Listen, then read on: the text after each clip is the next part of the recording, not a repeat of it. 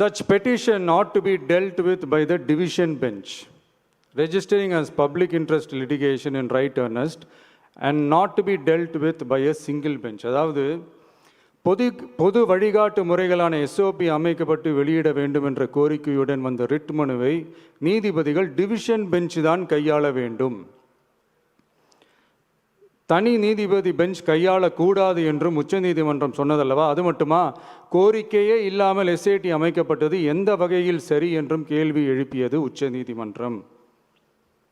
இது எல்லாமே அறியாமலோ இல்லை அறியாதது போலவோ உச்சபட்ச அதிகார மயக்கத்தில் இருந்து பேசினாரோ முதல்வர் அவர்கள்?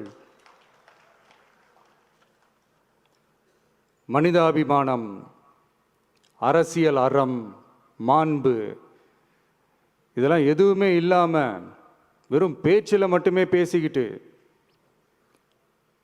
அரசியல் ஆதாயம் தேடுற ஆட்டத்தை ஆடத் தொடங்கிவிட்டார் முதல்வர் அவர்கள்.